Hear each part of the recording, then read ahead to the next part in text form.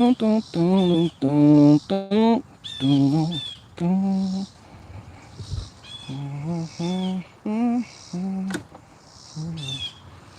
me know if I'm out of order for stepping to you this way. See, I've been watching for a thought that you was digging me and wasn't digging me. That went bad.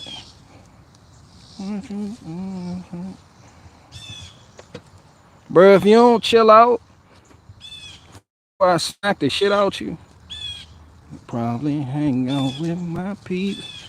Be cool if maybe you could swing by. Or we could just chill. Or you can just chill.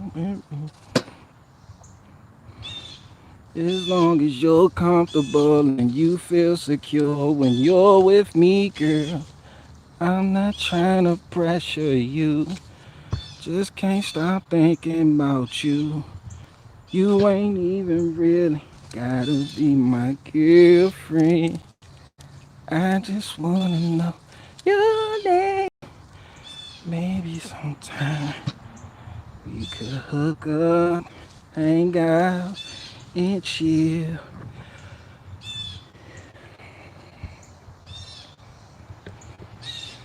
Damn, I'm surprised that you called. From the way you walk away, I thought I wasn't gonna see you no more. And you didn't even leave me your name. Who know what this is?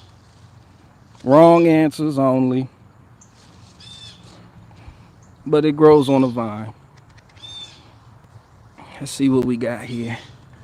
I gotta cut these back. We got another one growing right there. Another one right there.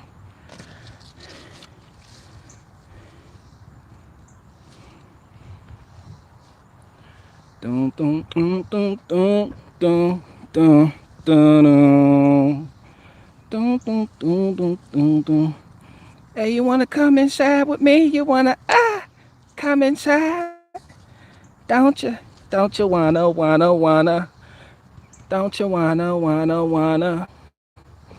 I came out here and picked some earlier, so everything that needed to be harvested is already harvested. Let's see if we got some beans. Unfortunately, these didn't do too good this year. So you live and you learn. It's a process. That's dying.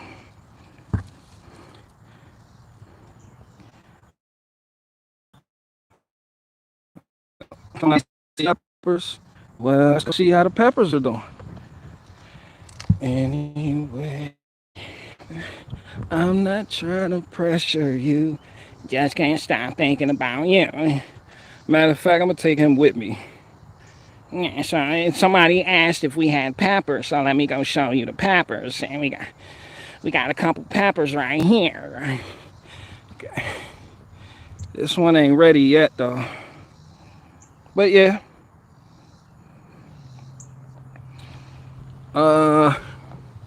Peppers, yeah. Yep. Peppers? Yes. We have peppers. And we also have tomatoes. So I finished.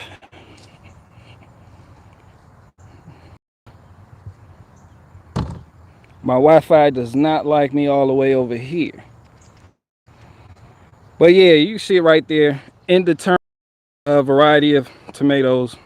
So those just gonna keep on growing. They already almost as tall as me.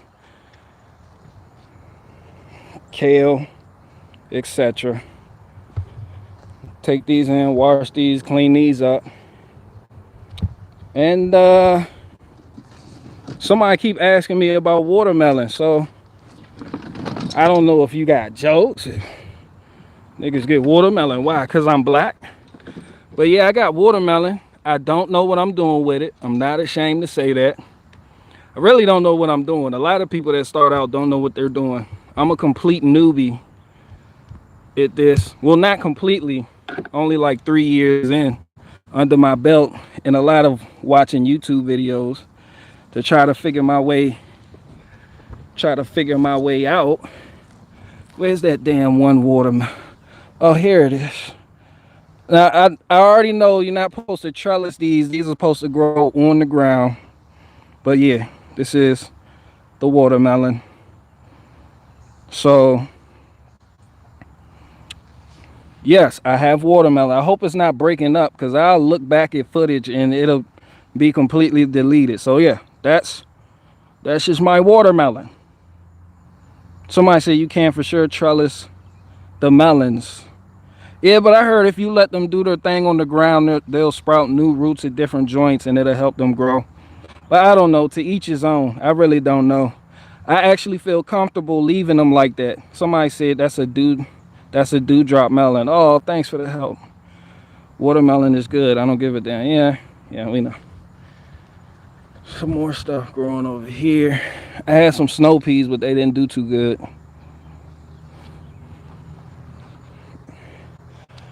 And some cabbages. And some lemongrass. Yeah, so that's neat.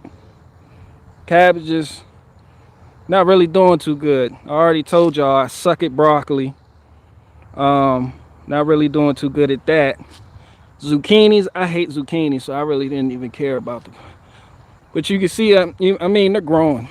They're growing. You know. But I'm just like, fuck it. Leave it to beaver. Don't care if they do or don't. So I dug this yesterday. This is huge. This took like 5 hours. No lie. By hand. It's good dirt right there. Good soil. Good soil. Yeah, I suck at growing broccoli. I'll admit it.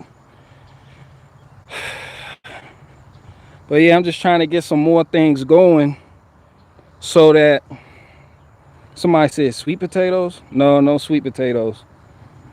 No sweet potatoes. Oh, and the eggplant. Well, I weed whacked one of them. That fucking sucks. I weed whacked this bad boy. Yeah, I got chewed out for that.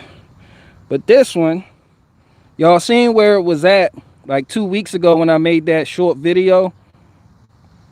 It was like almost the size of my thumb. So, you see how big it is now?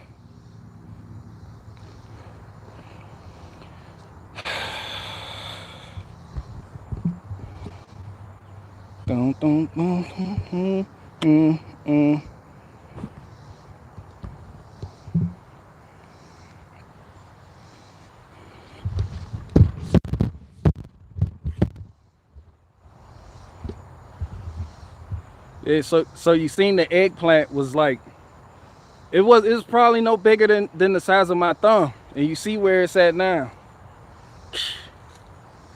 That shit growing, it's over there flexing. I like that. I see you. Let me go over here where the connection is good. Because I don't know if I'm breaking up or not. Somebody said get an Ethernet cable.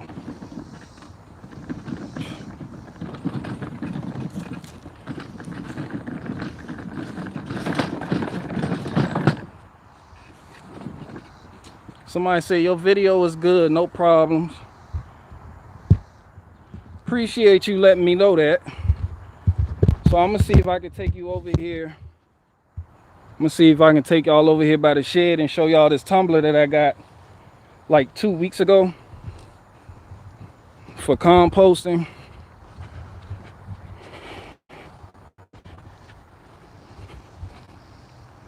The connection's still good. Who gives a fuck?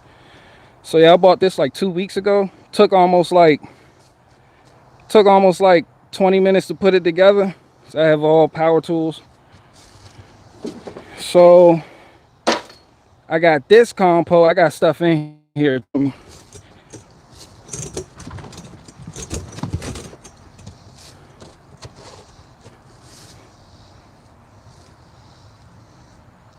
So that's breaking down good. More soil. I think that's 48 gallons. And it's got a divider. But whatever. And of course this, that's also a compost bin.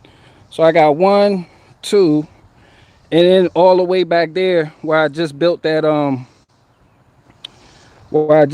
compost bin right here.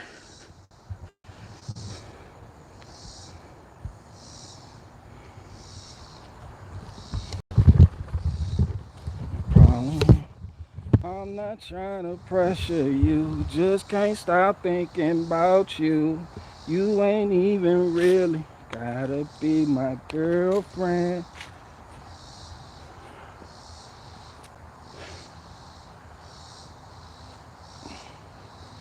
So I'm just trying to be as self-sufficient as possible. The type of shit I do, I've been inspired by other people that do this, and this is what I feel solutions look like, instead of just constantly complaining about things. Now, enough of the positive. I'm a low vibration. People want to call me a low vibration individual. Where are the people that took, somebody say yes, sir. Yep. So where are the people that got offended by my skit yesterday that I posted? Talking about parents with special needs children. Where you niggas at?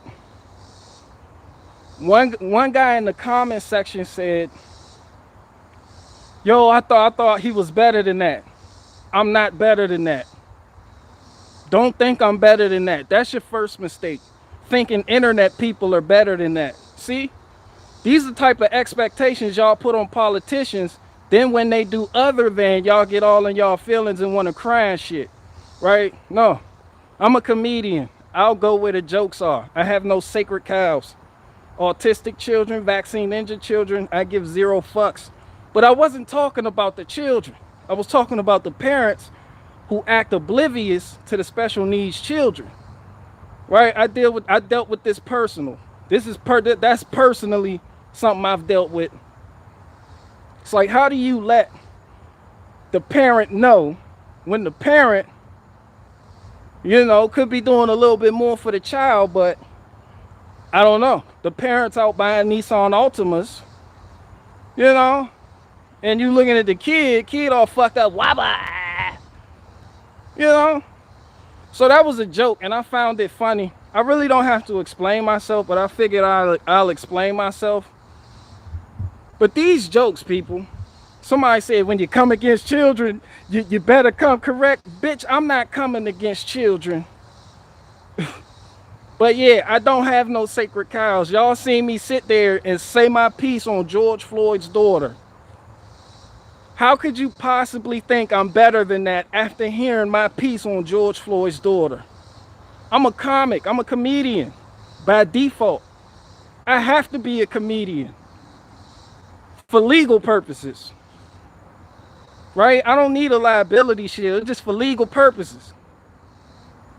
That's all I'm saying. Like, I found that shit funny. That's why I was cracking up. And that's what real comedy used to be.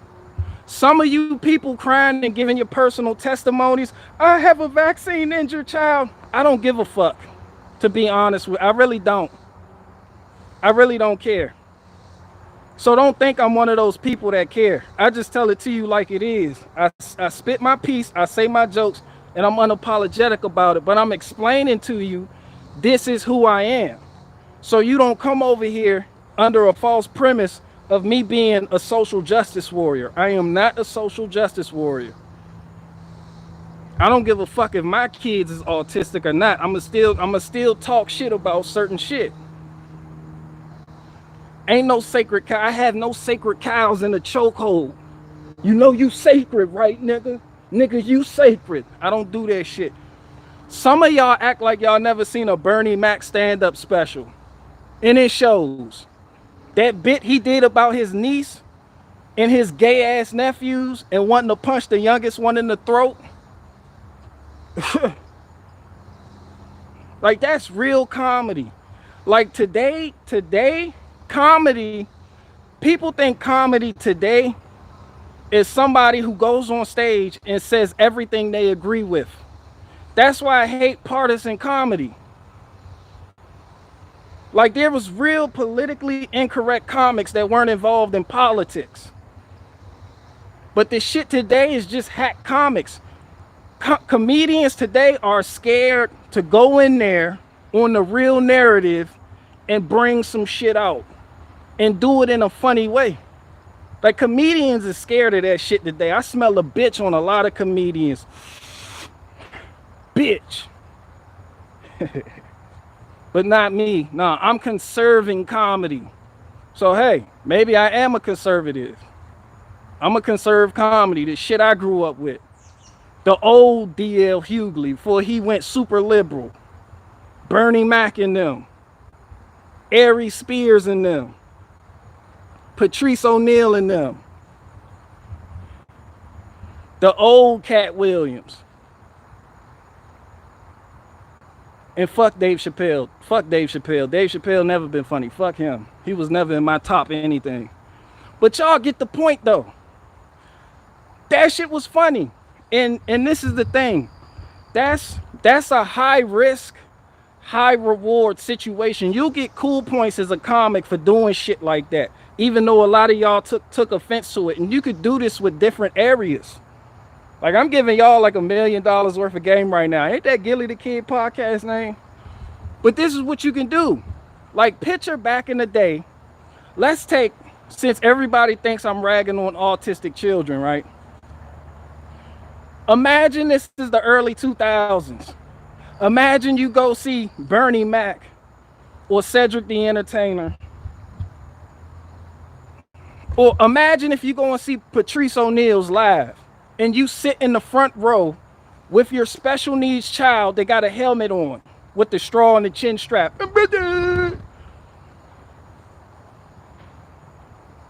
Do you seriously think that comic is not going to rag on you and yours? And if he don't, that means he has a sacred cow. And once a comedian has a sacred cow, he has an agenda. And once you know a comedian has an agenda, he is no longer a comedian. He is a hack. And he is not fucking funny. That's just what the fuck it is. Anybody that purposely overlooks some funny shit is not funny. Comedy comes from a dark place. Most comedy comes from a dark place.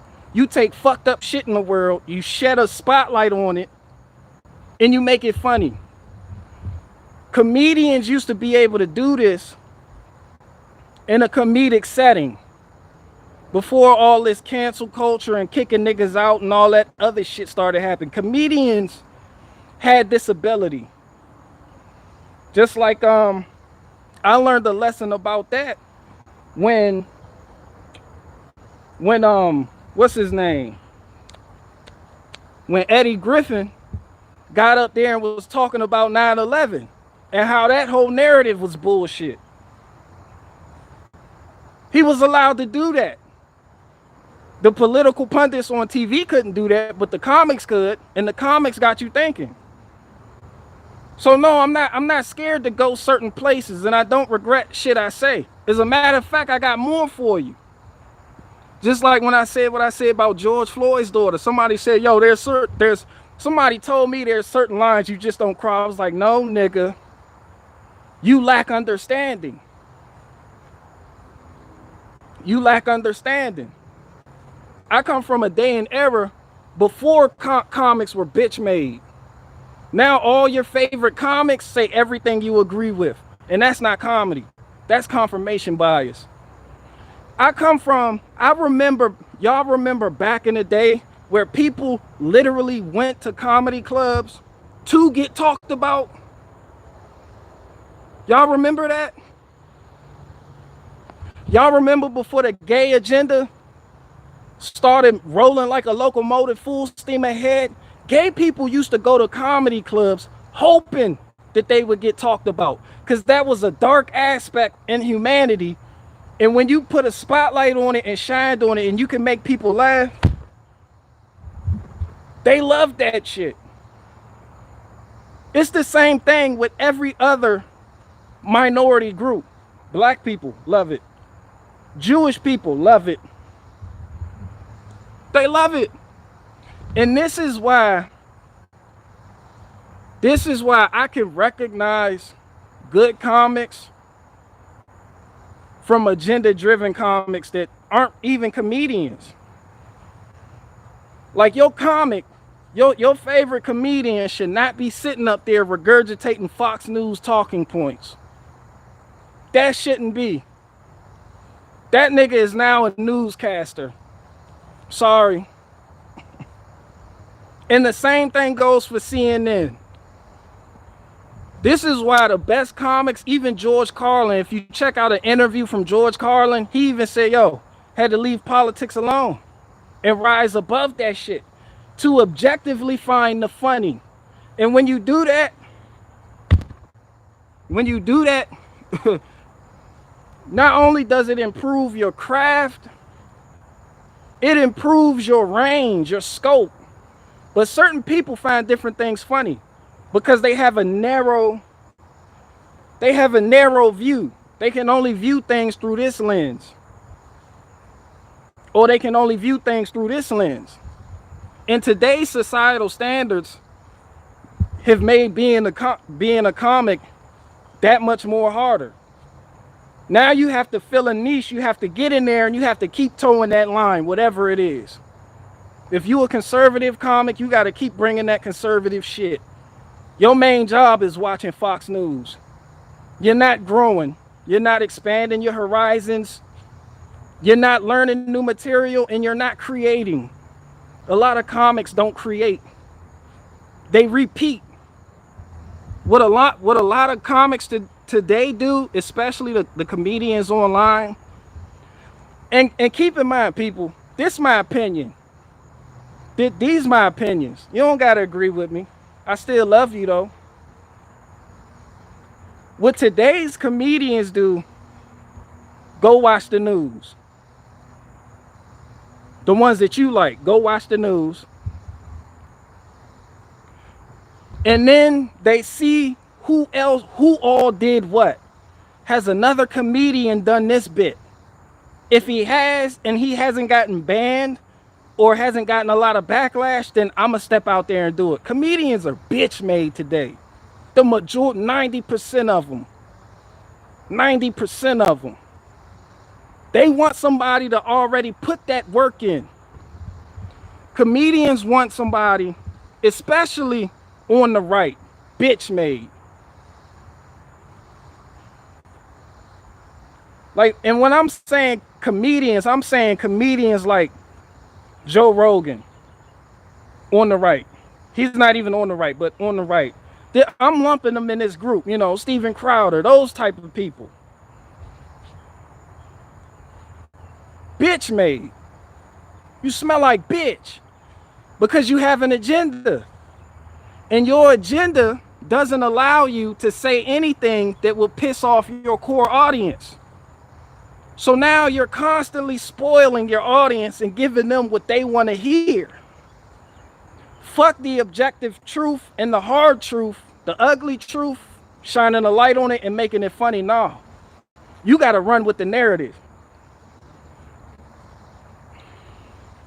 So that's my take on comedy. People just want to come down. People don't create. Comedians don't create no more. And that's one of the reasons why I live stream. Because sometimes in normal conversation, I'll say some wild shit, some funny shit, and then I'll clip it because I think it's funny. And then once I have that bit that I've thought up, I can work on it from there. I could tweak it. I could tailor it. I can mess with it, but it's mine. I don't listen to other comedians. You know, this might help somebody out too. I don't know.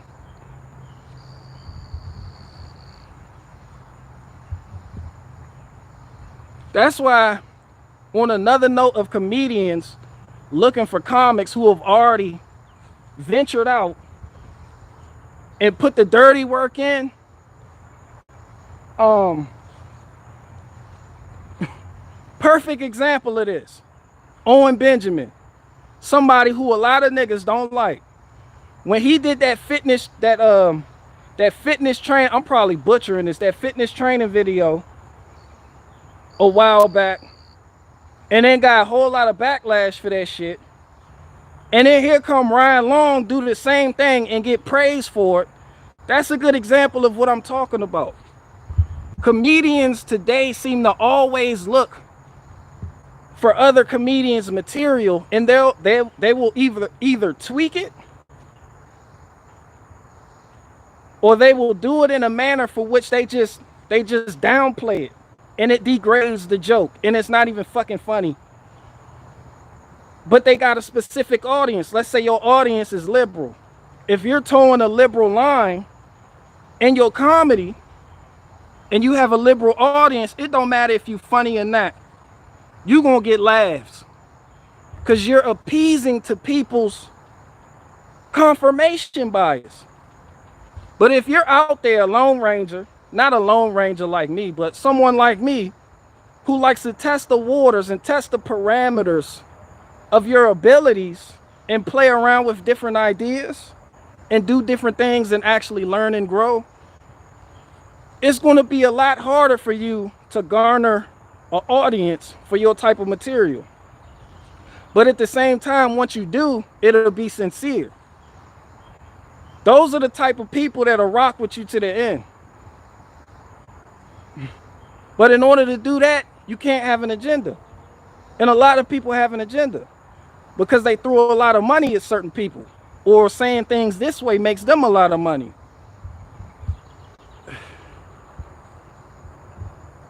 I don't know. I don't even know if all that makes sense to certain people. I really don't know. But yeah, for anybody who got offended about that clip from my live stream I posted yesterday, you can go suck a hot one. Niggas, and then I got people in the comment section giving me their testimonies and shit. I got people, man, you don't talk about autistic kid. If one dude, and I know your bitch or your moist ass is in here. I know your moist ass. Somebody said I don't understand your ebonics. It's English, crooked, already crooked, taken from different languages, just make it mine. That's called creativity, ebonics. And I know your moist ass in here. You was sitting under my comment section. I got somebody who's autistic. It don't fucking matter. It's not about you. It's not about you. People hear a joke and they get offended because they take it personally. Don't take that shit personally. Don't take it personally. When you take it personally, you lose your ability to laugh and enjoy the world around you. Because every day somebody's going to say something to you that might fuck you up. And if you got a retarded child, the main people that laugh at offensive jokes are the ones who the majority of people think are being offended. It's everybody else who doesn't have an autistic child the one going, don't talk about them. Everybody's did it. This is why I like comedians who can tell a good joke about black people. But that goes back to that high risk, high reward situation I was talking about. Because if you tell it wrong and it's not funny, well, here come the meat beaters. But if you succeed in telling that joke, that high risk joke, and stepping out there, then yeah, you just might gain a follower or two, especially if you unapologetic about it. That means you go hard. That means you sincere. And when somebody's sincere, it'll always show. When somebody's sincere, that means their craft is going to keep growing. The sky is the limit. Because you're not stuck in these political boxes, disease boxes. You know, some people got mad at me mentioning parents with special needs children. And then these are the same parents that continue to give their children these fucked up vaccines that made them like that in the first place. You rather get mad at a comedian for pointing certain things out than get mad at the pharmaceutical companies that shooting up your children. You see how that works? I haven't done nothing to you. This virtual reality, the real shit that you need to get offended about. Yeah, when you take your kid to that doctor's office and they shoot him up like he a fucking junkie. Then he come out the office a couple weeks later, your child sitting there, and you like, yo, what the fuck wrong? What's wrong? And I'm not telling people, hey, that doesn't mean I don't have feelings. But I'm a comedian. I'll find the funny in the darkest shit. Because the best comedy comes from a place of darkness. You don't gotta agree with me. I don't want you to agree. I'm not trying to change your mind. I'm just trying to preface some shit.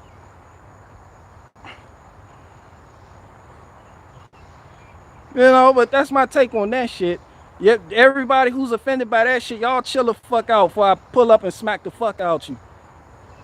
I'm smacking Bammers. I'll smack the fuck out you and hug your retarded child. That's another thing. That's how you don't play into their game. Like they was like, yo, saying retarded is politically incorrect. I was like, says who?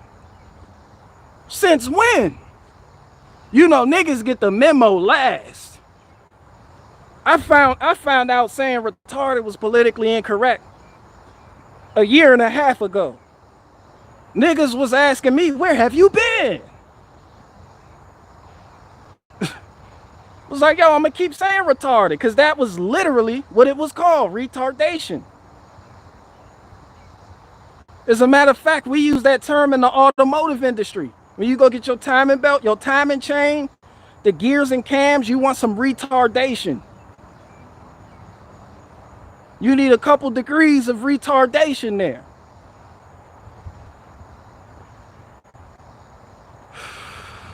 That's all. I remember when comedians was comedians. That's all I'm on here to say. Somebody said, what do you think about Lil Nas X? Somebody sent that shit to me. I should smack the fuck out you. You don't send a grown man no shit like that. I don't even know why we talking about Lil Nas X. Y'all already know what Lil Nas X wants. Views. Listen, and it's not Lil Nas X, it's Lil Nas X's handlers. It's his handlers. They're the ones making the profit. It's his label. If his actions didn't make them a hefty profit, they wouldn't be pushing him to do it. That's the good thing about dealing with merchants. And they're literally merchants. His handlers are literally merchants. That's a bad thing and that's a good thing, all wrapped up in one package. Because you know their main goal is financial. And when somebody's goal is financial, you could always beat them. That's the weak spot. That's the strong spot and that's the weak spot. What I'm saying is, if you didn't pay that shit any mind, the revenue would drop. If people didn't spread it around the internet, be like, look what Lil Nas X did. Look. Did you see it though? Sharing that video, making it explode, the revenue would drop. And guess what would happen? The merchants would say, this ain't doing it. We got to do something else. That's how you deal with merchants. And it's not Lil Nas X's fault. He might be gay. He might be whatever he want to be. But the majority of gay people, if he even is gay, do not want to be paraded around like that, like they're a fucking freak. It's like, yo, keep that shit in the bed. I don't even want to talk about the fucking video. But niggas was in prison dancing ass naked. That is not reality. But I know a lot of you watching this right now are going to go watch that video and share that video. Don't do that. You're helping the agenda. It's the same thing I said. When these people, your favorite YouTubers, Instagram, when they talk about these agendas or when they report on what they see in the mainstream media, they are helping it reach a broader audience. That drives up revenue. Not only does that drive up revenue, it also changes the culture slowly but surely and allows these things to be acceptable in circles that they wouldn't be acceptable in because they're constantly getting shared. And this is why I always tell you, when company came over the house back in the day, they kept the retarded children in the basement so they wouldn't normalize it. This is another reason I don't like satire, because it's subversive. It slowly but surely normalizes this behavior in certain circles that it couldn't normally penetrate.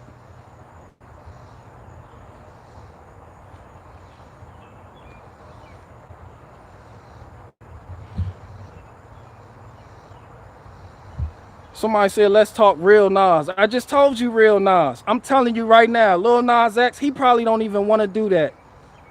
Not only did he sell his soul, he sold his image. And when that label drops him, or when his handlers decide to stop dealing with him, he will never, never, never get no respect on his name. And he will have to live with his actions for the rest of his life.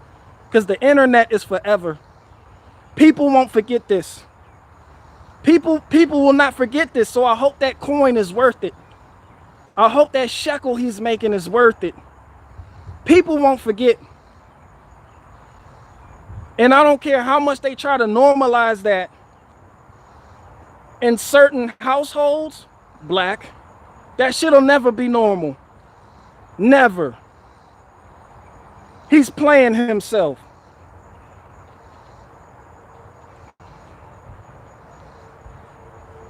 He's playing himself.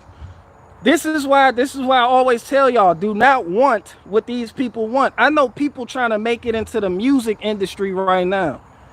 I got friends personally trying to break into the music industry right now. Like, they don't understand all what you got to do to get in there. I don't care how righteous your music is.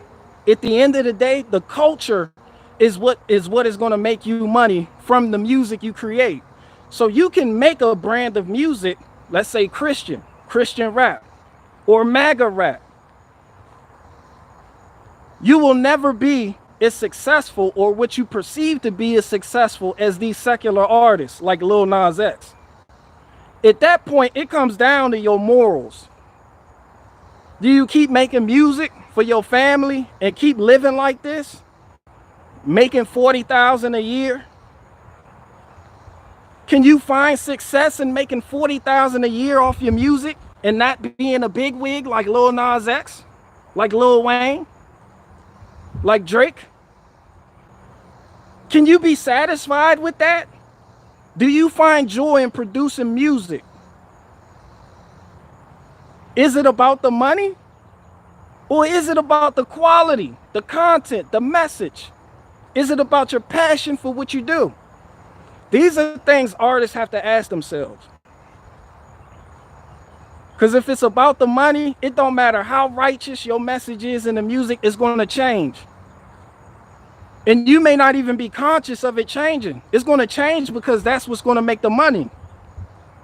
And you got to pay bills, right? Right? You want that new Mercedes Benz, right? Right? You want a G-Wagon, huh? Huh? You want a G-Wagon, huh? You want a souped up Nissan Altima, huh? Huh? Huh? But your Hyundai ain't getting it. Your Hyundai ain't getting it. What you gonna do? You gonna stand on your ground, 10 toes down, your morals? You gonna be a man? You gonna man up? Or you gonna fold? People every day sell their soul and don't even know it.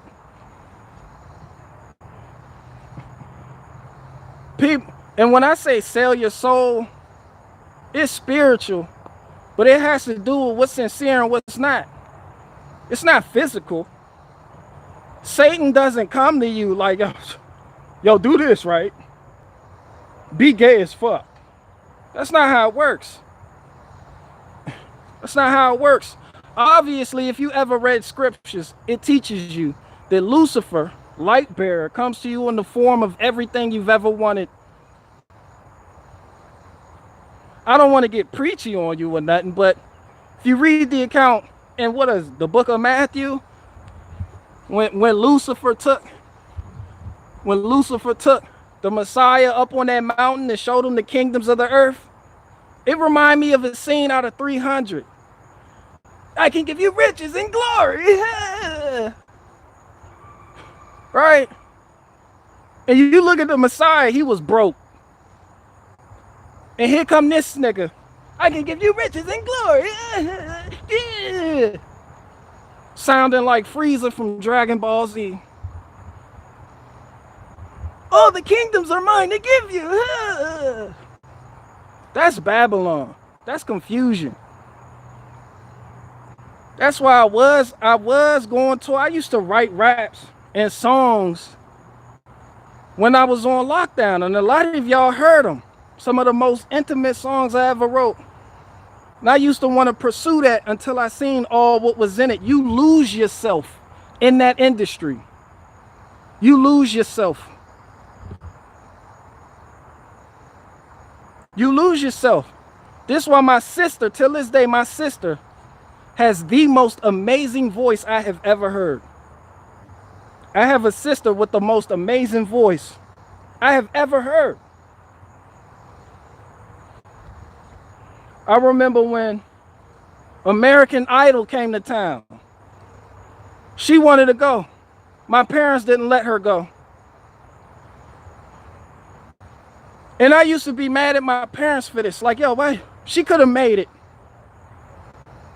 But then when you sit back and you look at what happens to people in the industry, Britney Spears and them, going through breakdowns in them, the behind the scenes drama, you know, you look at it and you like, is it really worth it? When you look at Amy Winehouse and what happened to Amy Winehouse, look at her temperament. Is it worth it? Is that worth your child? Is it? Overdosing and shit, dealing with people who want to take all your money, dealing with grabblers, right? Dealing with merchants constantly. Soon you snap. You turn to drugs because you can't tell anybody about your experiences. You feel like you're all alone. You can't even talk to your family about certain issues. The record label owns your ass. They tell you what to do and what not to do. Somebody else has creative control over your content and owns you by way of your masters. Is that the life you want for your child? I'm glad my sister didn't do that shit. Because knowing her, she probably would have ended up like Amy Winehouse. Or one of these other singers that done had breakdowns and turned to drugs. Or got in shitty relationships. Trying to cope.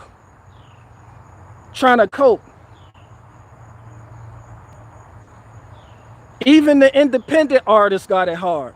Because they feel like they're not getting something that the mainstream artists are getting. Well, I'm doing this and I'm doing it by my own. How come I'm not getting those numbers? You always feel like you're the victim. How come I'm not doing this?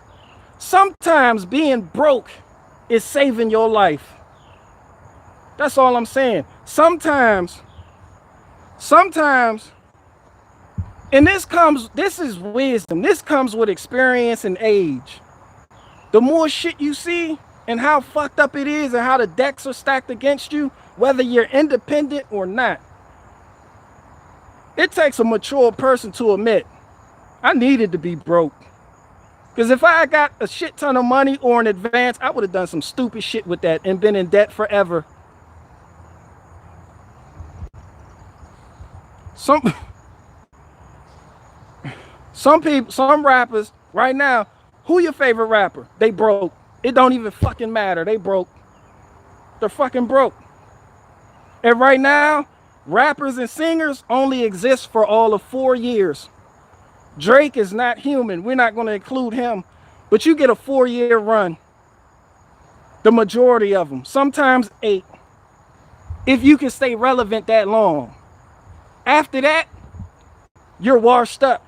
And you got to deal with people calling you that. Your every waking moment is scrutinized. You're too fucking popular for your own good. You have no peace. You have no peace. You can't do shit like this. You can't do that. You can't do that because you're always in hotels. You're always bouncing back and forth. You barely have time to have kids. You have no family. And the family you do have grow up fucked up because you're never around. You're not there. So your seed is literally spoiled. Like, is that really the move? Is that really the life? Sometimes not having money is... A lot of you niggas in the chat is broke as fuck. Don't be mad. That's it. Sometimes some of you is saving your life. Somebody said keep this stream up. Nope, I'm gonna delete it. I'm gonna delete this stream. I'm gonna delete this stream. Sometimes being broke is saving your life. Cause some people, they need to be broke. You look at them, you like, yo, you got all that money and they got fucked up on cocaine. The fuck was you thinking about? You got all that money, started doing heroin. Being broke?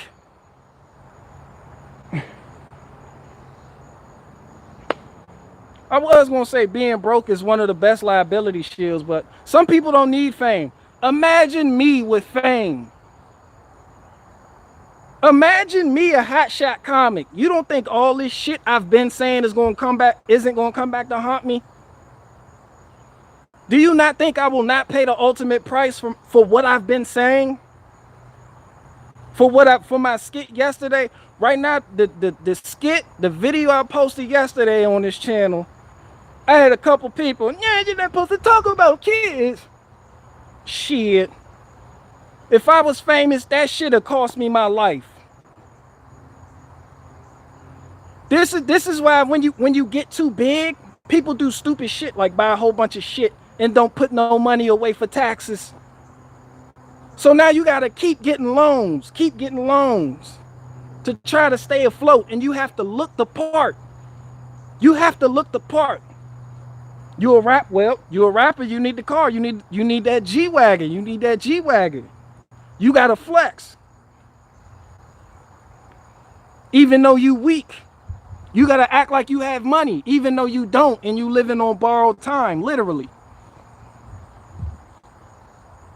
Everything people think they see about you is an illusion. You're in debt.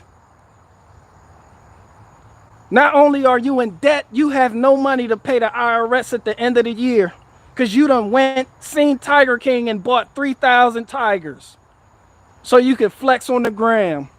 Now you broke as fuck, but you still got that $50,000 jewelry piece on though. You love going to the Jews getting them jewelry pieces though, right? All that shit gonna end in chaos. Fuck the industry. Somebody said poor is a mindset, broke is temporary. You're absolutely correct, but I'm coming at it from these people's worlds. I know you get it though, but I'm just fucking this duck from a different angle. That's all. I get what you saying. I agree. That's right. You absolutely right. That's why I'm done. I'm done being worried about Agenda 21. I'm done being worried about all these bullshit lockstep in them, Klaus Schwab in them. That nigga still needs to be toe tagged. But I'm over it. I've been there, done that. Like a lot of people on this anti-vax shit right now, I've been that. I don't even care if you get it or not. I got so much knowledge and information on vaccines and how much death and destruction they cause and how ultimately it's barbaric as fuck. Then it's like, what's the point? It's like, what's the point? We live in a society today where we have entrusted people to do our thinking for us. Not you, but the majority. The majority. We let them do the thinking for us because they have titles behind their name. The result of that is a lot of sincere people with wrong think. I like that word, wrong think. So now the people that want you to take the jab are sincere. They're not grifters. They're not shills. There's no financial motive for the people. Now, I'm not talking about the higher. I'm talking about the people, the common man that you see on the street, you wave to. They want you to get vaccinated. And it's sincere. This comes from decades of programming. This is why I said it doesn't matter how many books you have, your credentials, the knowledge, the wisdom. You could have everything. You could have your ducks lined up and fuck them in that order. People still won't get it because their motive for believing the bullshit is sincere. And sincerity is one of the hardest forms of brainwash to break.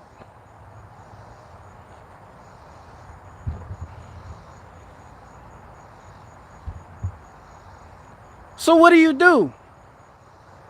You live your life the best way you know how. You see the bullshit coming and you work on methods and ways to avoid it.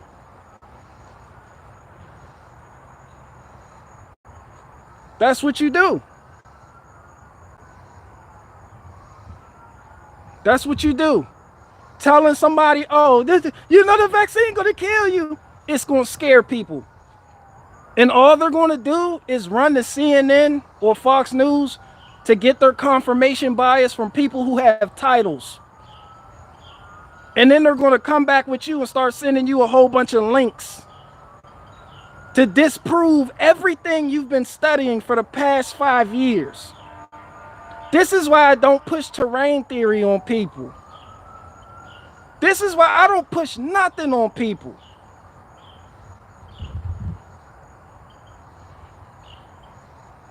This why I don't push nothing on people. I'm not trying to make you see it my way. Sometimes, because I learned sometimes the best way to get people to understand is by actions. Sometimes if people see you killing it, getting it, they're going to be like, I'm trying to be on his side with this nigga. Right? You don't want to sit there and pop knowledge with people. You can sit there and break down the law, the letter of the law, why the law is good, this, that, the third. And people sit there and tomorrow they'll be doing something different. You'll be like, yo, we just went over this. What? They be like, oh, you want to know why? Because it's not sincere. And you need sincerity. The only thing that breaks sincerity is sincerity.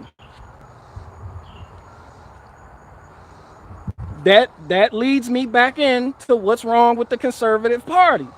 You got a lot of people who just joined the conservative movement because the left was so crazy, and that's their only reason for doing so. It wasn't sincere. And when shit's not sincere, it will fold. That's why you got black conservatives in the conservative party talking about a black agenda, how to get more black voters, not how to get more voters, not an American agenda. It got to be black because it's not sincere.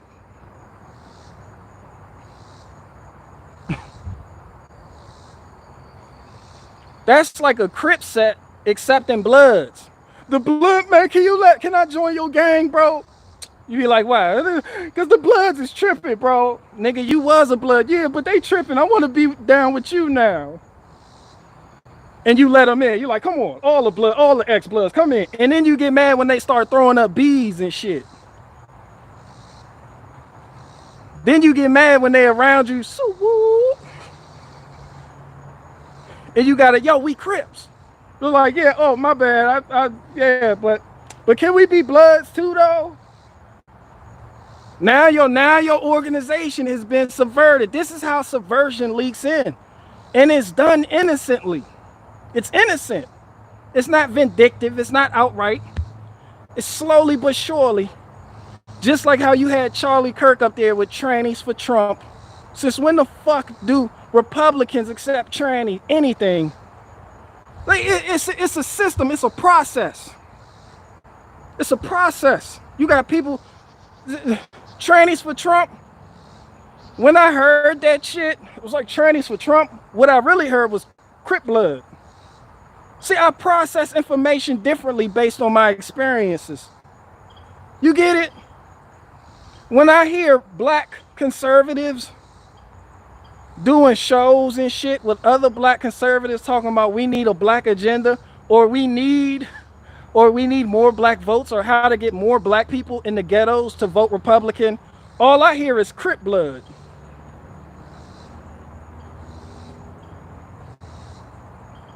That's all I hear. It's like, you niggas still don't get it, do you? You can't want this. One thing about black people I will tell you. Black people don't move unless it's sincere. You can't get the inner city youth in Baltimore to just vote Republican overnight. That shit not gonna happen. And if it does happen, the only reason it will happen is because the left is so fucking retarded. And even then, you still got a bunch of inner city ghetto kids in your party claiming they're conservative when it's really not sincere. They're not sincere conservatives. Fuck the policy. Only reason I'm here is because them niggas retarded. It's not sincere. That movement will drift further left. I promise you that. You gotta order your steps. You gotta fuck your ducks in order. Sincerity is the best way to break sincerity. It has to be a sincere revelation. Shit, I've been fucking up. Everybody gonna act different when the pressure's on. How do people act when it ain't no pressure? When everybody acts. Everybody either gonna get down or lay down when the heat is on. It's when you have those quiet moments that you get to hear and listen and see what people really about. Right now, everything is Confucius, chaos. I'm talking about in the political realm. It's Confucius. So you got a lot of different people going different ways. Huh, I'm over here. I'm over here. I'm over here. Well, shit, I ain't got nowhere to go. So I guess I'll be over here in the conservative box with you niggas. Right? Niggas is running around like ducks right now trying to find a political party. Looking for a new pen to get into. Looking for a new plantation to get into. And I'll say once again, those plantations weren't that fucking bad. That's how I know I'm a super coon. Barricade Garage, he's a super coon. Let's talk about him. Ain't nobody even talk about me yet. And I love it. That's why I said, could you imagine me being famous saying this shit I say? Huh? Could you? Huh? I can hear somebody questioning me right now. Like, why would you say Hitler was a comedian and nobody understood? Well, that nigga was funny. I found the funny in that nigga. I don't know what to tell you.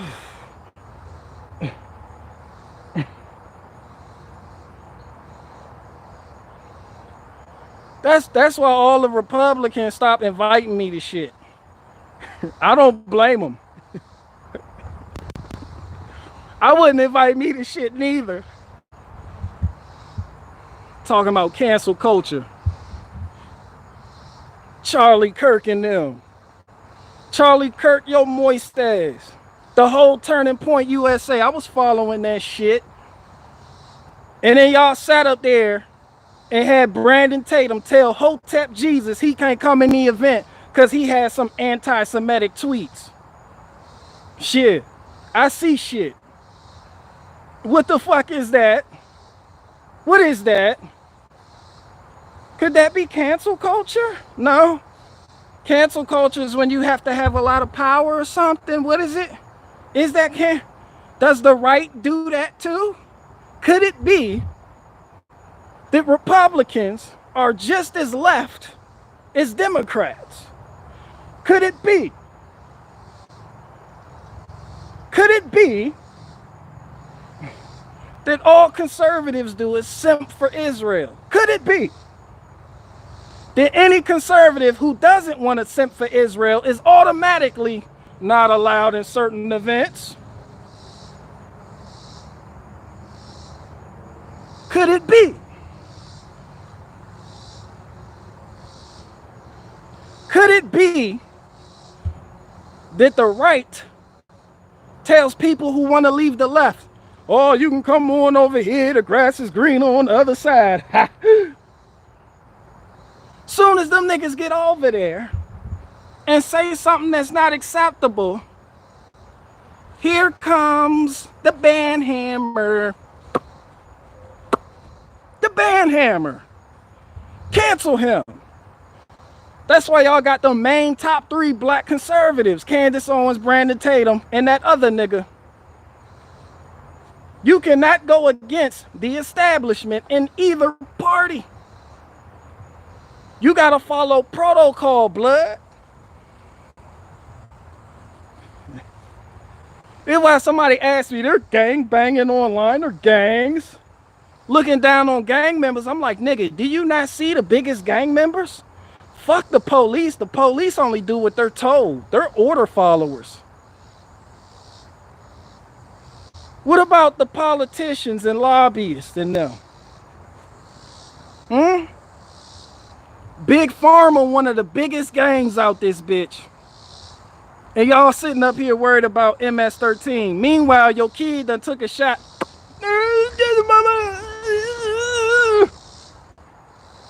And you get mad at me for being like, yo, your kid retarded now. I tried to tell y'all in a friendly way, in a skit, that the Informed Consent Action News Network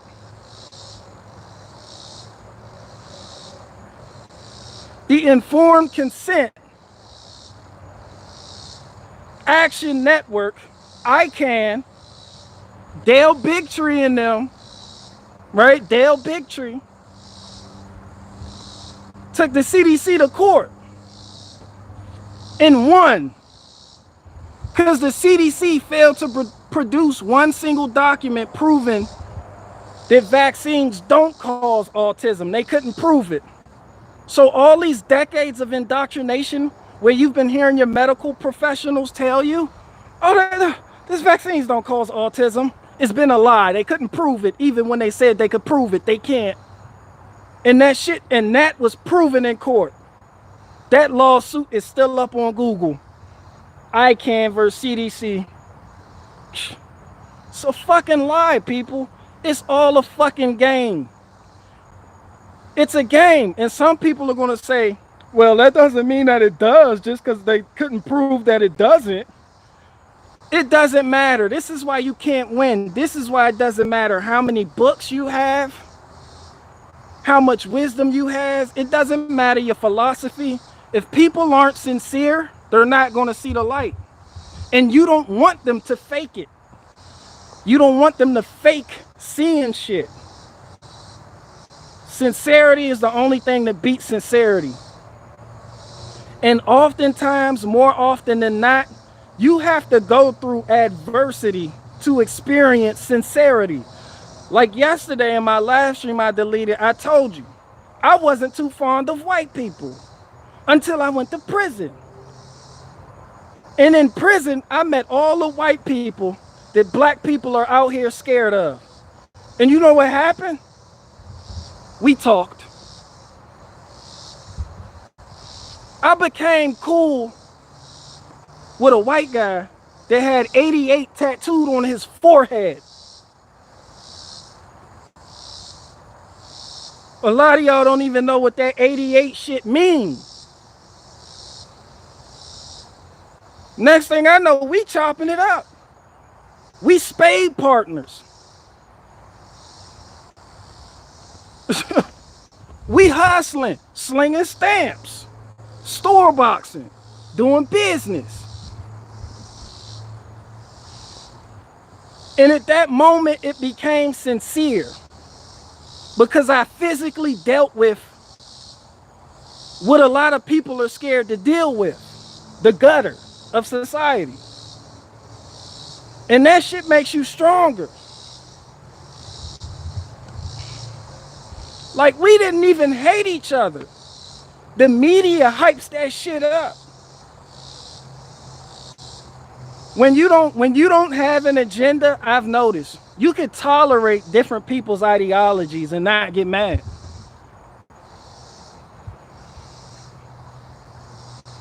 Even though you personally don't believe the shit they're talking, you'd be like, huh, that's interesting. And you learn and you grow from that. That's what we did.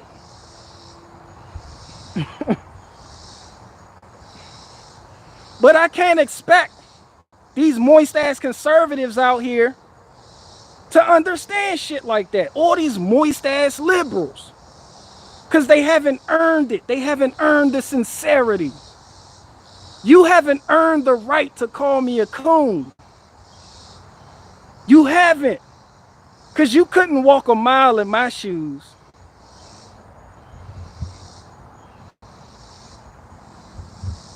Just like even after all that Trayvon Martin shit, and the black people and the white people got the beefing, in the Aryan Circle, Brotherhood, the Peckerwoods, the Hammers, 88s, all formed like Voltron.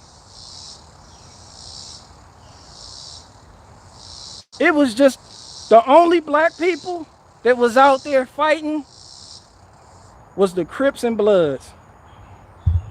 And the only reason the Bloods got involved, because they outnumbered us. The white boys up there outnumbered us. The only reason the Blood, this some real life shit. Like, I don't got time to sit in here and get into the semantics of it. I'm trying to give you a lesson right here. It doesn't matter what coast. It doesn't matter how you think people should operate. This is what the fuck happened. The only reason the Bloods got involved is because one of the homies took a back way down by the weight pit and taught the twin the head Pyru. Because his sister, twin sister, was his brother baby mom's. And that's family, that's connection, that's unity, automatically. And twin riled up the Bloods. And if the Pyrus was going, so was the rest of the Bloods. So all of us walked down there and we got the rumbling with the white boys. That's how the fuck it happened. And people ask me, what about the 5%ers? The 5%ers, the ones that believe white people were created in a lab? Scared like some bitches? What about the Nation of Islam? You know, they're not too fond of white people neither, right?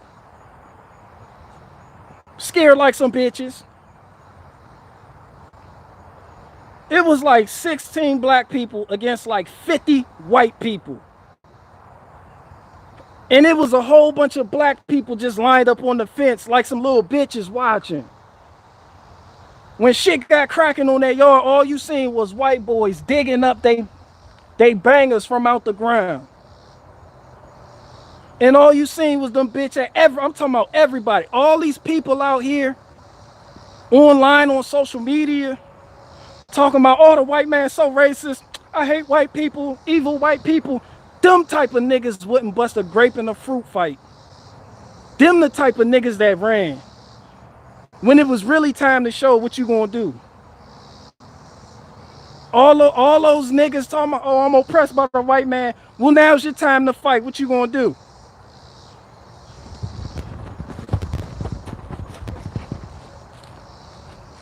Niggas was running like some bitches. And this is why I'm the way I am. That's why I say you gotta earn my loyalty. This is why I said Donald Trump need his ass beat. You gotta earn my loyalty. Certain leaders gotta follow protocol and do certain things.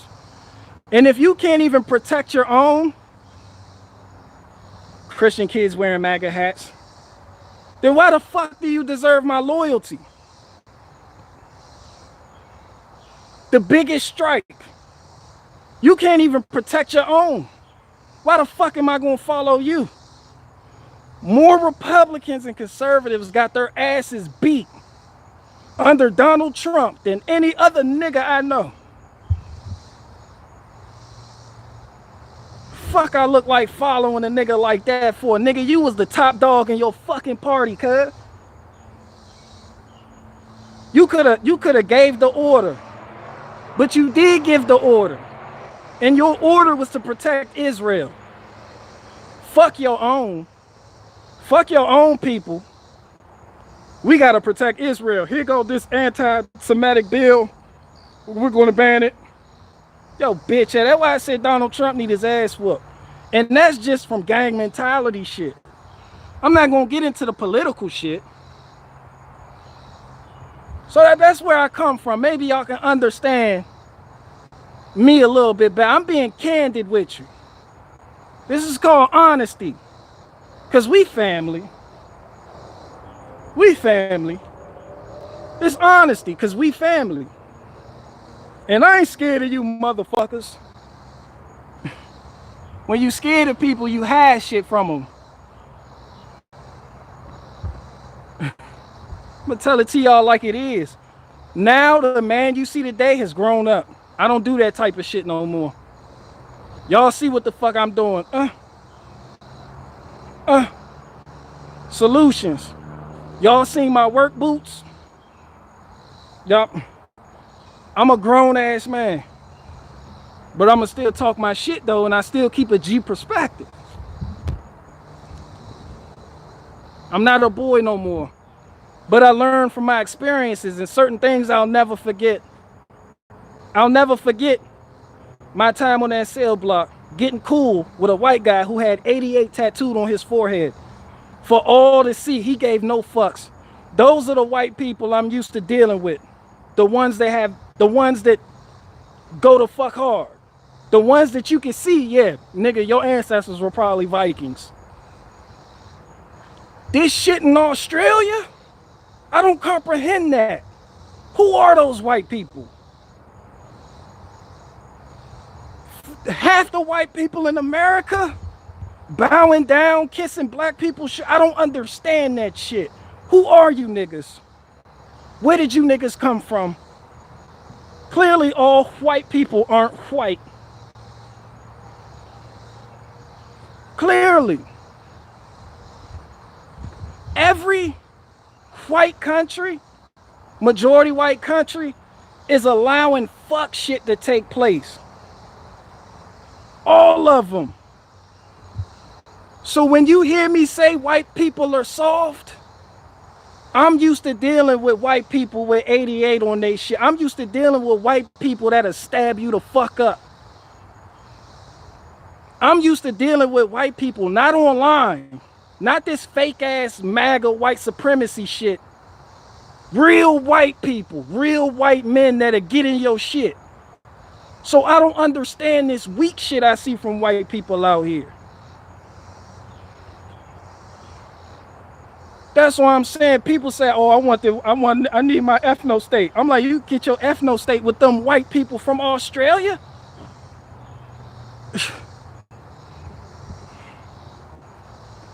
Who? The Brits? Canada? Canada? Those Canada? Shout out Raging Dissident. Shout out Raging Dissident. Stay up, cuz. Canada, those white people up there. Oh, shout out Amanda Vollmer. It's like show me what white people go hard. Now I talk about niggas now. Let's talk about white people. This is why. This is why, as much as I know, a lot of people aren't too fond of black people, and vice versa. America's secret weapon is niggas. There's just certain agendas you can't pull when you have niggas in your country. And I'm not talking about Africans. Them niggas have been conquered. China runs Africa. No, I'm not talking. I'm talking about American blacks. Niggas just don't. That shit in New York, when y'all thought niggas was locked down, niggas was not locked down. You cannot lock niggas down. White people, yeah. And they'll complain about it on, yeah, oh my gosh, I can't believe it. I can't believe they're going to try to make me take it back. Not niggas. This is what Australia needs. The premier of Australia is too comfortable telling people, you can't leave your house. You can't do that. Niggas just burnt down half of America over a crackhead.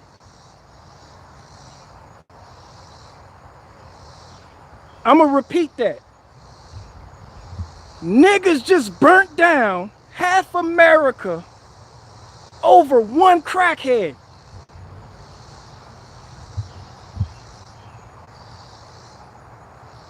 I see that as a weakness, but keep it 100, that's also a strength.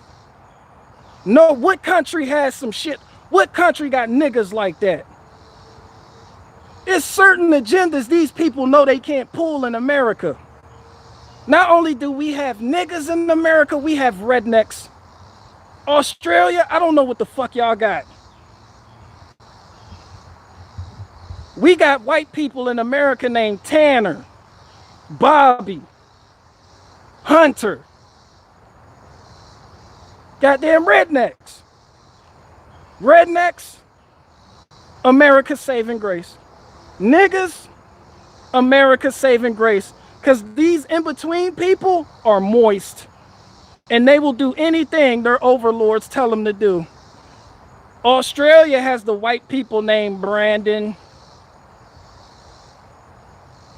Australia, what y'all got white people named Brandon, Tommy, Ian, Daniel.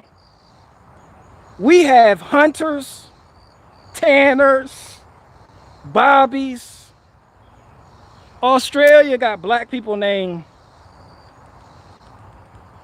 Brandon,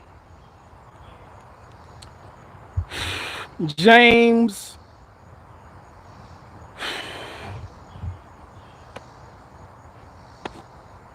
and Ashley.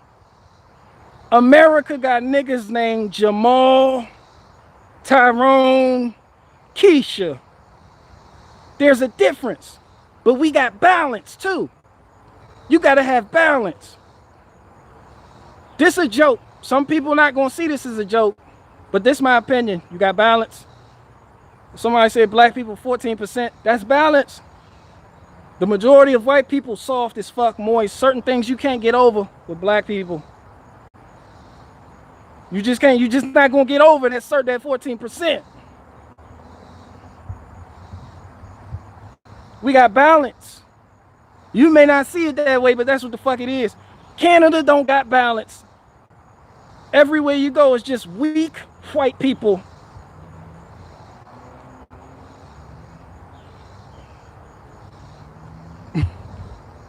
It's just weak white people. Canada, Australia, the UK. America got balance. That's why I said we got more in common than a lot of people think. But I know I'll probably get called a coon for that though. But that internet shit don't scare me. It shouldn't scare you neither. Like this shit, like I try to tell people, yo, this internet shit is fake as fuck. What's real is the consequences from using the internet. But if you let that shit break you down, then you're not worthy of reality. This is why I can't sympathize with people who commit suicide over cyberbullying. You can call me heartless, you can call me whatever the fuck you want.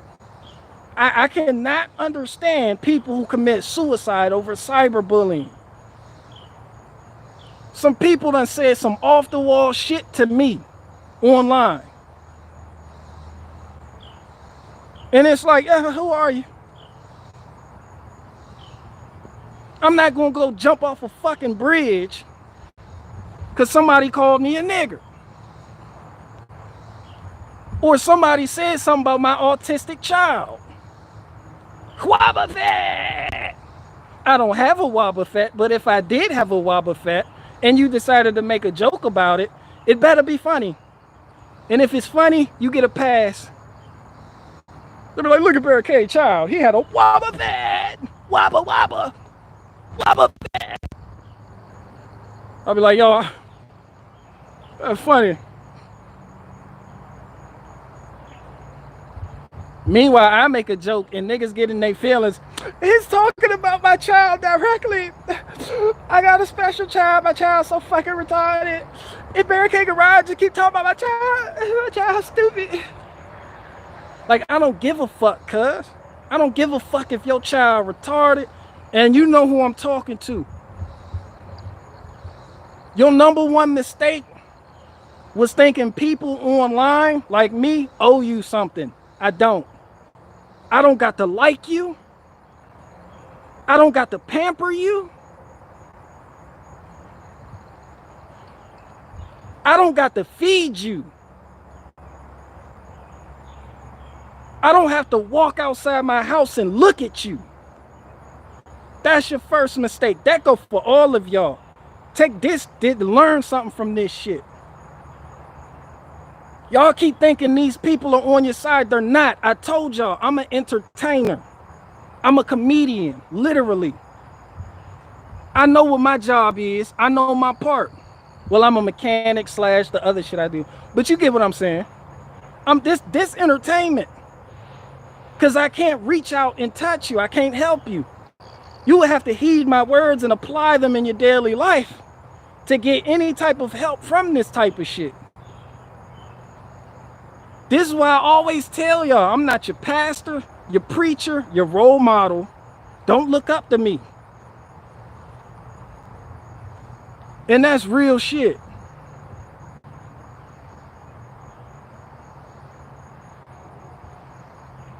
Now, what y'all talking about? Somebody said you can't make my fee-fees better. Man, look, when people got on this channel, I told y'all I will offend you. Where you niggas at? Nigga, I will offend you. Why the fuck would you want to listen to a comedian who couldn't offend you? I'm not gonna sit here and whisper sweet lies in your ear, nigga. I'm gonna find a joke, what I find funny, and I'm gonna spit that shit. Unabashed. Fuck wrong with you niggas. Somebody say you ain't offend me yet. Watch. Matter of fact, who are you? Watch. Challenge accepted. Challenge accepted. Now what I'm gonna do is I'm gonna go inside and clean off. I'm gonna go inside and clean off my harvest. Right? I'm gonna clean off my fucking harvest of turnips. And when I leave, I better not catch any of y'all acting like bitches, or I'm gonna punch you in your fucking chest. Right?